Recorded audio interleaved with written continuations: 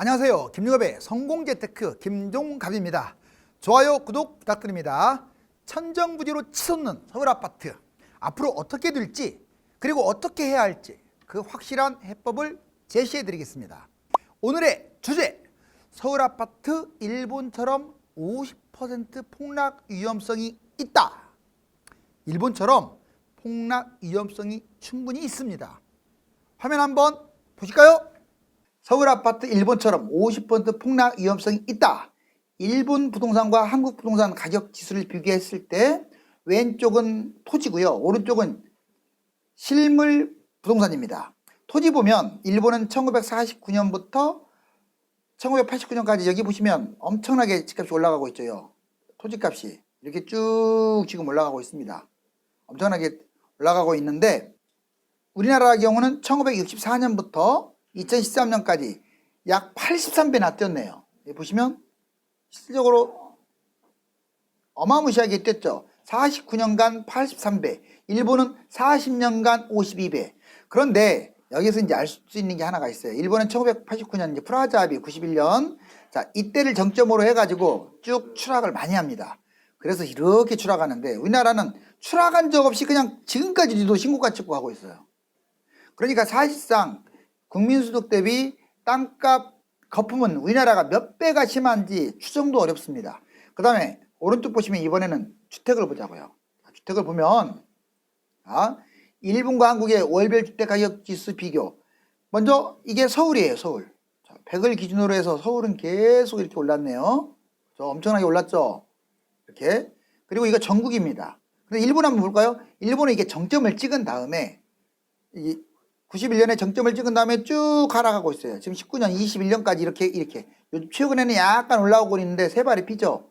자, 우리나라는 최근까지 이렇게 올라간 거예요. 계속. 그럼 여기서 알 수 있듯이 일본은 계속 지금 거의 25년, 30년 가까이 추락을 했는데 우리나라는 어떻습니까? 계속 올라가기만 했어요. 물론 도중에 조정도 했지만 이걸 보면 우리나라가 일본보다 거품이 얼마나 심한지를 알 수 있어요. 이번에는 일본의 분기도 보고 한미일 주택 거품을 한번 비교하자고요. 일본은 이제 상업지 같은 경우, 자, 여기 보시면 91년이라고 나와 있죠. 이때 정점을 찍고 쭉 내려갑니다. 상업지. 이게 사실상 2015년까지 빠져요. 그러다가 16년 이후로는 약간 반등을 하는데 한계가 있고, 주택지는 좀 덜 빠졌네요. 상업지 같은 경우는 3배 빠졌고, 주택지는 약 2.5배, 100을 기준으로요. 이렇게 해서 떨어집니다. 역시 대략 한 2013년 바닥을 찍고 서서히 올라가긴 하는데 아직도 멀었습니다. 그럼 이게 각 나라별로 한번 비교를 해볼게요. 자, 먼저 일본이 가장 먼저 이제 버블이 생겼잖아요. 일본 보면 91년도에 이렇게 일이 터졌습니다. 그런 다음에 푹 빠져가지고 지금까지도 이렇게 내려갔어요. 그러면 미국 한번 보자고. 이게 미국입니다. 이게 점성이 되는 게 미국인데 미국은 언제 이렇게 추락을 했었죠? 바로 미국은 2008년이죠. 그래갖고 쭉 추락을 했다가 지금 다시 떨어졌다 이렇게 올라가는 추세고. 그 다음에 이번에는 우리나라, 이게 까만 거예요. 까만 거. 우리나라는 추락한 게 별로 없어요. 지금 여기 좀 빠진 걸로 나오지만 지금 이거라고 보시면 돼요. 이제 추락하게 되면 이짝 날 수가 있어요. 그러니까 일본이라든가 미국이라든가 그다음에 이 나라를 닮아가서 우리나라가 따라. 첫째, GDP 대비 부동산 거품이 세계 최고 수준입니다. 서울 집값은 개발도상국인 중국을 제외하고는 사실상 세계 최고의 거품 수준을 자랑하고 있어요. 서울은 가구 소득 대비 주택가격 비율을 나타내는 PIR 지수가 14를 넘고 있습니다. 즉 14년 동안 한 푼도 쓰지 않고 저축해야 집을 살 수 있는 것으로 역시 세계 최고 수준이에요. 2013년 저점을 기준으로 4억대 아파트가 9억을 넘어섰습니다. 7년간 2배 이상 상승하였으며 평균 매매가 10억 돌파, 중위가격도 9.5억에 가깝습니다. 둘째, 부동산 가계대출과 기업대출이 아주 심각합니다. 가계대출 규모가 1600조를 넘었으며 주택담보대출, 신용대출, 전세대출 등이 꾸준히 증가하고 있는 추세입니다. 가계대출과 기업대출, 정부대출 규모가 GDP의 약 300%를 넘긴 상황으로 일본, 중국과 함께 불명예스러운 세계 최고 수준입니다. 자영업 대출 규모가 9월 말 기준으로 263.6조로 연초 대비 무려 23.2% 증가하였고 2030의 마이너스 통장이 62조를 넘겼습니다. 셋째, 질병 사태가 장기화되면서 국내의 경제위기 위험성이 높죠. 질병 사태가 발발한 지 1년이 넘었지만 줄어들고 있지 않고 기하급수적으로 계속 증가하면서 수년간 장기화되고 있고 경제에 타격을 줄 가능성이 커졌습니다.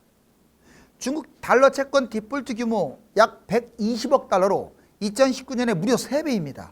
2021년에는 훨씬 심각한 상황에 이르러서 금융위기에 부딪힐 수도 있습니다. WHO는 세계 인구의 약 10%인 7억 8천 명이 코로나에 감염된 것으로 추정을 하고 있습니다. 세계 경제 마비가 장기화될 경우 금융위기가 터질 수 있다는 것을 잊어서는 안 됩니다. 오늘의 밑줄 쫙!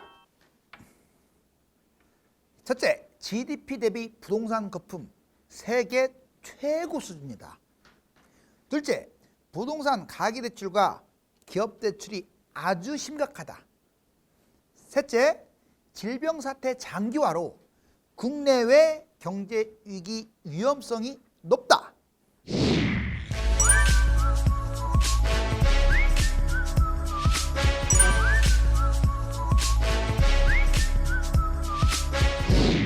한국은 일본과 같은 부동산 폭락이 절대로 일어나지 않는다고 주장하는 분들이 있습니다. 하지만 2020년 전 세계 바이러스 때문에 옴짝달싹 못하고 미국과 중국은 최악의 실업률과 경제 위기를 겪고 있습니다. 우리나라도 거기에 영향을 받기 때문에 지금 상황은 폭풍전야와도 같다고 말할 수 있겠죠. 일본과 같은 부동산 폭락 가능성에 대비하길 바라며 김종갑의 성공재테크 다음 시간에 뵙겠습니다. Let it go, make my body go. Take our bodies higher.